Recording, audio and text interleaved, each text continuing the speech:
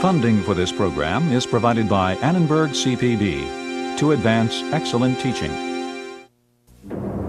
Reformation, reaction, new dogmatisms, new pragmatisms. Europe stirred, especially its cities. Printing spread new ideas, and artists turned to secular subjects and everyday life. The rise of the middle classes, this time on the Western tradition.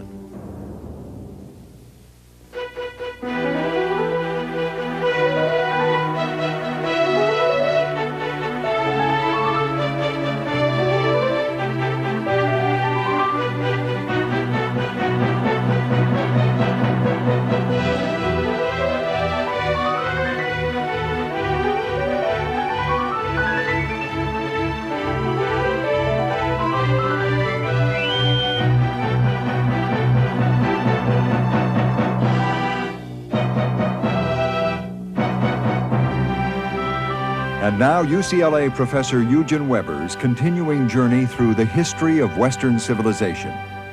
Last time we began to explore the great religious and political changes of the 16th century, which went hand in hand with the urban activities and the rise of urban social groups that nowadays we describe as bourgeois.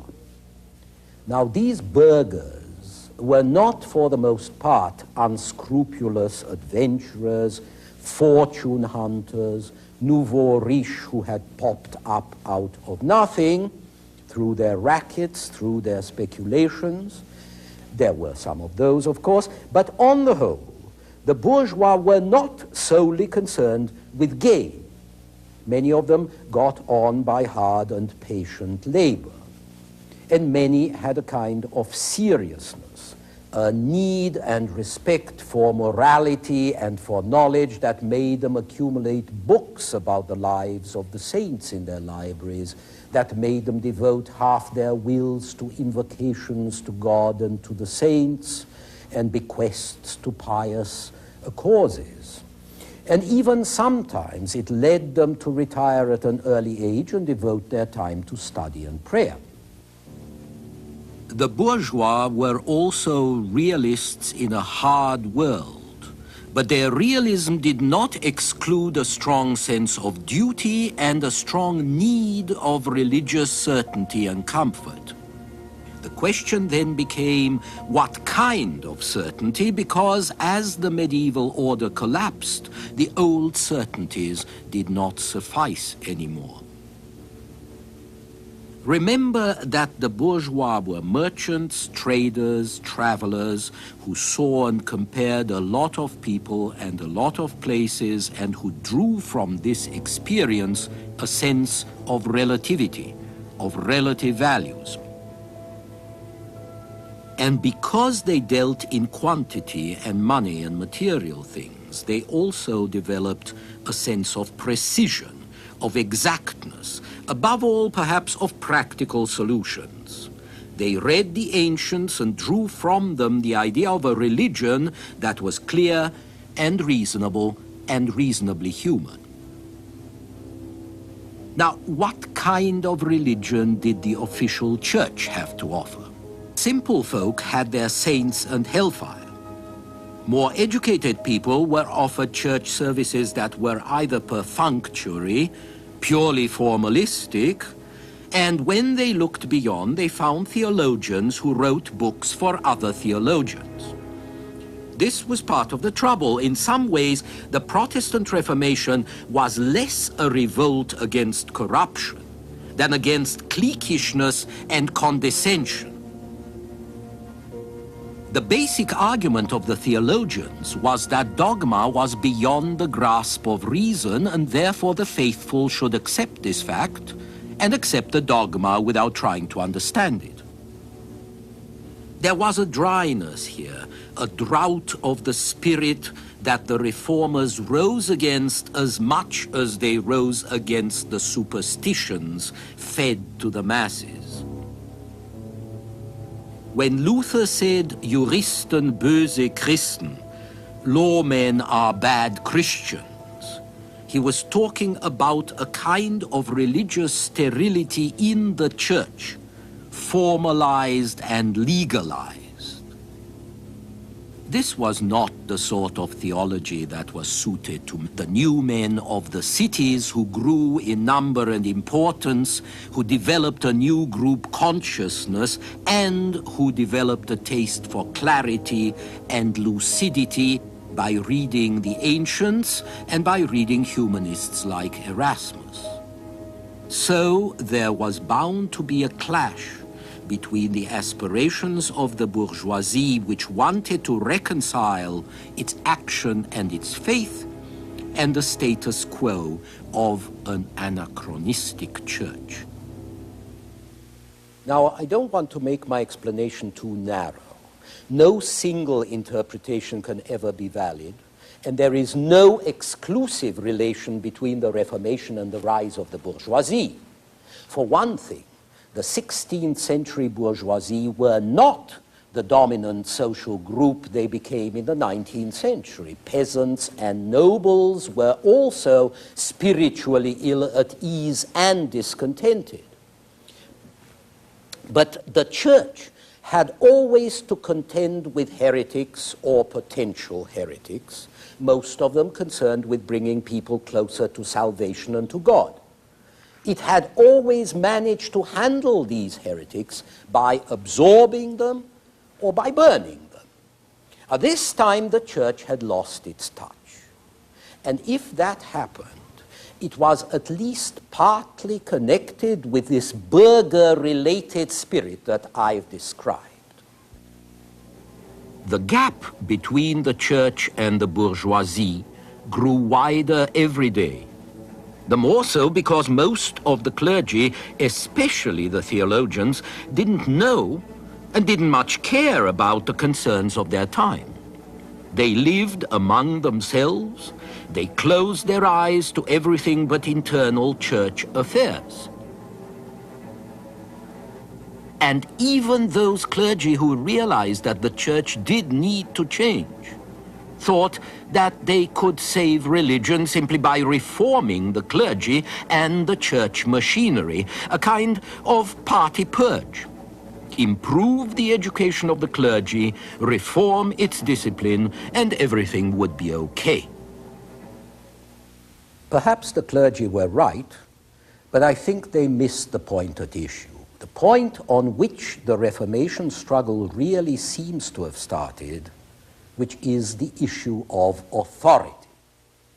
The old men and the establishment in general envisioned reform as merely making adjustments to the repository of authority, the clergy.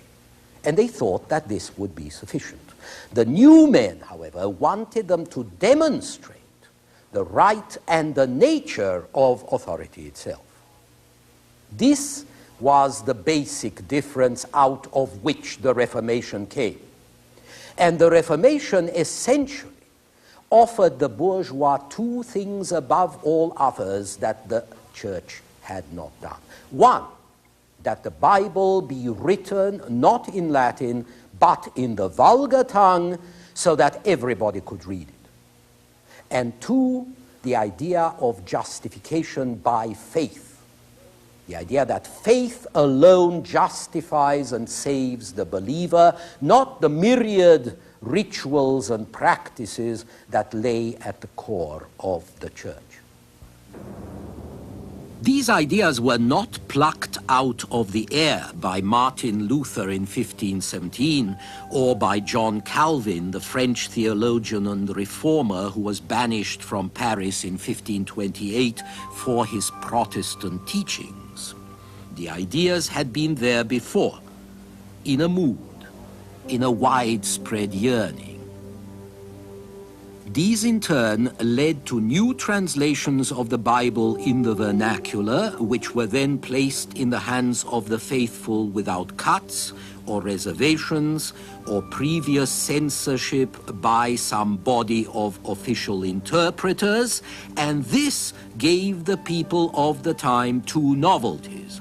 First, a living human God, and second, a radical transformation of the whole notion of priesthood. People wanted to get nearer to God, nearer to Christ, but they felt that they were being held off, kept away for lack of an opportunity to engage in a direct dialogue between the believer and his Redeemer. This direct dialogue would be facilitated, however, if the Bible was written in your own language, so you could read it yourself in your own home. But that would make it a dialogue from which the priest was henceforth absent, or at least subordinated, unwanted, sometimes even resented.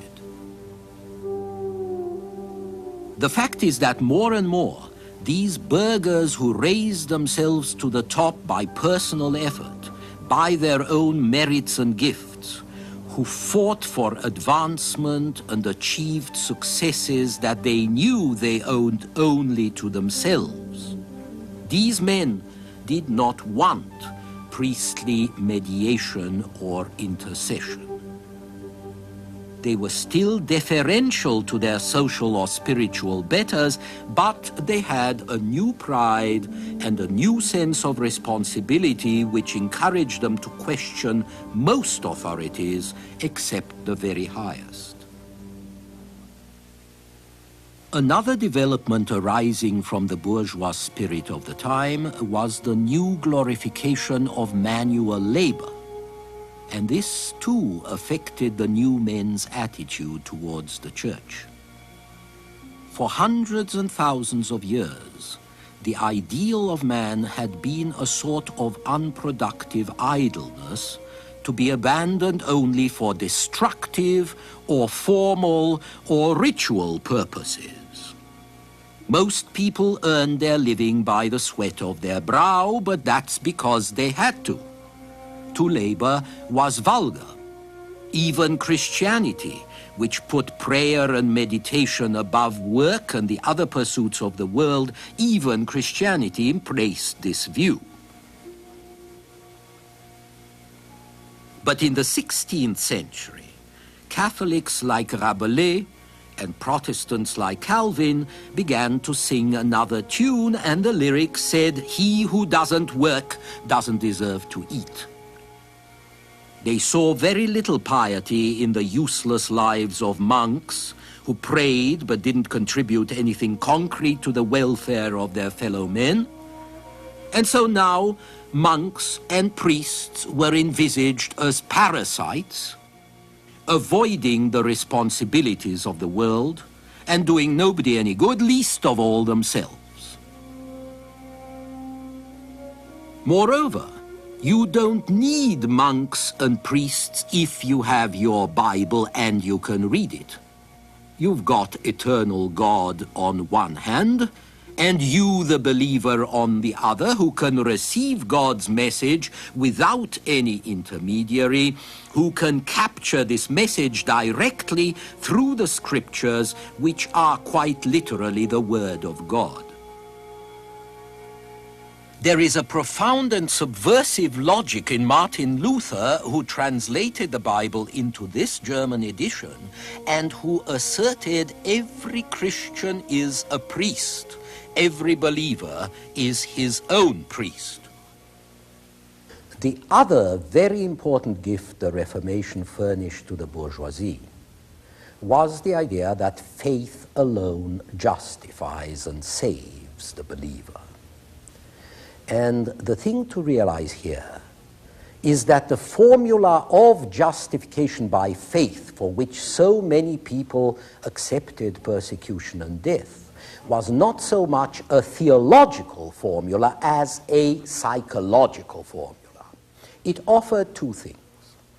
First of all, it attacked the prevalent Catholic mystique of justification by works, not just good works like founding chantries, not just payment, but also personal mortification, the punishment of the body, the rejection of active life, and so on. Now, this entire value system, which we have seen triumph with the rise of Christianity and monasticism after Mediterranean civilization collapsed 10 or 12 centuries before, this was now rejected by the Reformation in a radical re-evaluation of life, the world, the body, and by a re-evaluation of activity in all these spheres.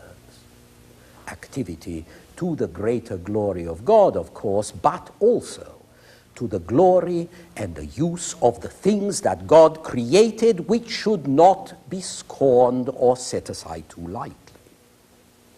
And even when some Protestants became Puritans, tending to renounce or to reject the pleasures of life and of the flesh, a stance which came rather close to a certain Catholic tradition of sainthood, the Puritans still represented a different personality type. Catholics and Protestants might still agree that the world was a terrible place and all that counted was salvation. But Catholics in general preferred to be reassured by a paternalistic church that offered access or at least intercession for salvation, whereas Protestants insisted that you have to forge your own salvation. You have to make it on your own. And you can see how this fitted perfectly with the new urban spirit of enterprise and pragmatism. Justification by faith also abolished the terrible fear that you might die unshriven, unabsolved by a priest of all the sins that imperiled your salvation. And it abolished the cult of the dead, all the prayers and practices that had lain at the heart of Christian sensibility as of so many other religions.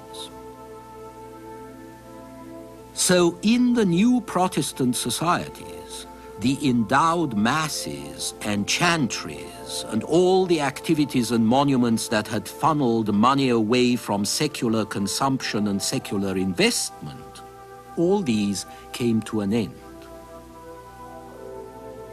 The house of the Lord shed its splendors for sobriety, the soberness that fits the sober, serious temper of burghers and bankers and scholars who admired Luther for daring to stand up before the emperor himself and to insist on his right to obey his own judgment and his own conscience.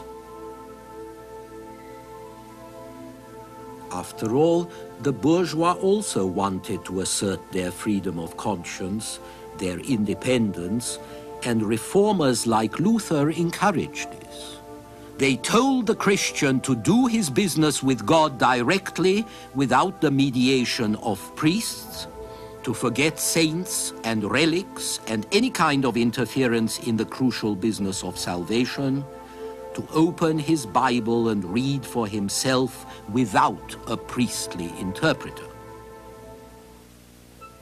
And in all this, printing was a crucial factor because it provided the Bibles for new model Christians and because it also made the visual propaganda of paintings and sculptures in church seem unnecessary, superfluous. Protestants could afford to be iconoclasts because they were people of the book. And Protestantism was a religion of the book.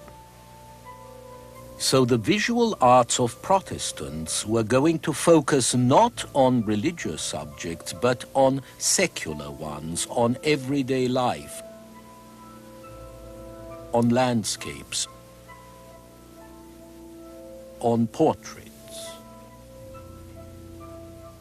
This is a portrait, a self-portrait of Hieronymus Bosch, a mystical and moralistic painter who died just before Luther nailed his thesis to the Wittenberg chapel door.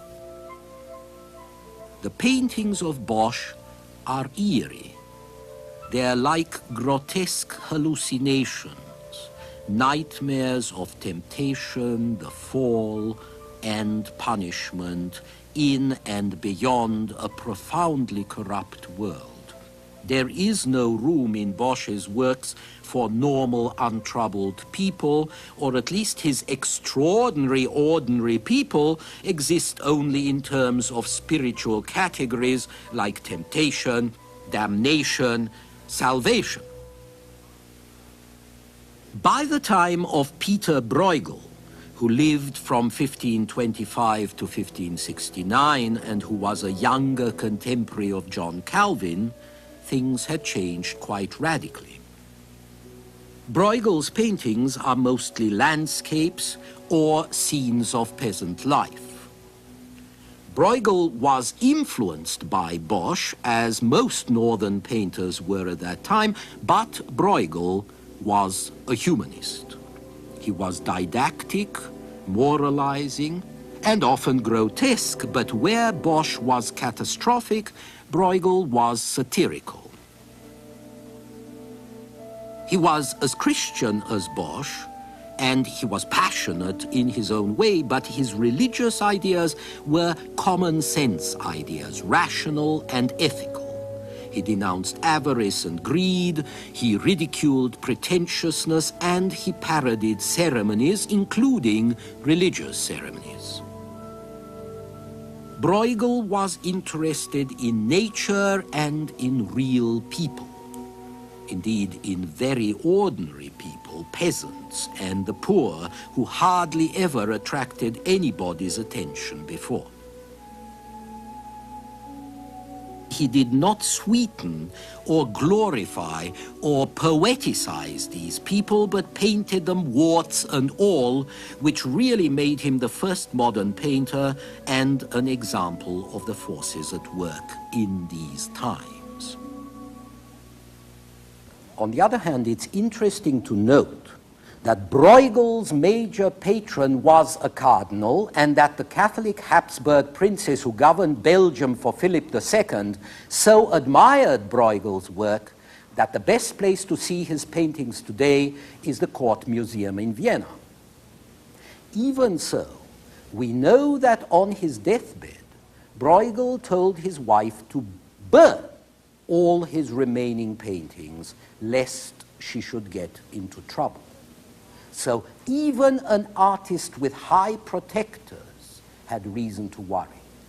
And we have to bear this in mind when we think of the Catholic counteroffensive, the Counter-Reformation, which set out to clean and reform the Church, as well as fight and defeat the Protestant enemy. Beginning in 1545, a church council, the Council of Trent, reaffirmed the authority of the Church, of tradition, and of the Church hierarchy. The Inquisition, the special tribunal for identifying and punishing heresy, was also refurbished, and the first thing it did was to attack on the printing front. The first index of prohibited books appeared in 1559, books better burnt than read, and there would be a catechism, a book of questions and answers outlining principles of right belief for all Catholic Christians, and there would be an approved Bible, the Vulgate, written in Latin. There was also the New Society of Jesus, founded by a Spanish knight, Ignatius Loyola, who lived from 1491 to 1556. Loyola was fascinated by chivalric ideals and treated the service of God as a kind of holy knighthood. The Jesuit was an up-to-date version of the Christian athlete, highly trained on the intellectual plane as well as on the spiritual, flexible, adaptable, disciplined, and self-disciplined. literate, cultivated, subject to a strong central authority. The Jesuits were ready to compete with Protestant enterprise on the educational front, in missionary enterprise, and religious fervor. And their achievements in all these realms were going to be quite remarkable. So the Counter-Reformation was a very powerful force, and the battle lines were drawn. But from this point on, there was going to be choice within Western culture. There was going to be competition. There were going to be battles of books as well as of soldiers. Three of the great elements of modern Western civilization, gunpowder, printing, and the Protestant religion, had come together. We shall see just how explosive the mixture could be in the programs to come.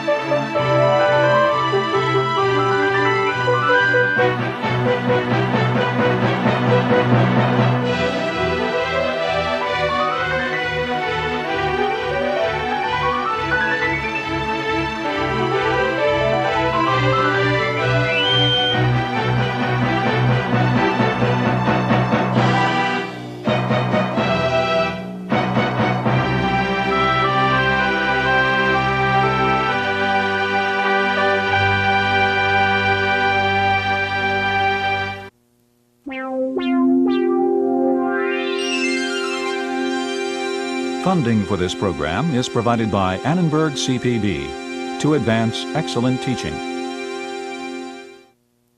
For information about this and other Annenberg CPB programs, call 1-800-LEARNER and visit us at www.learner.org.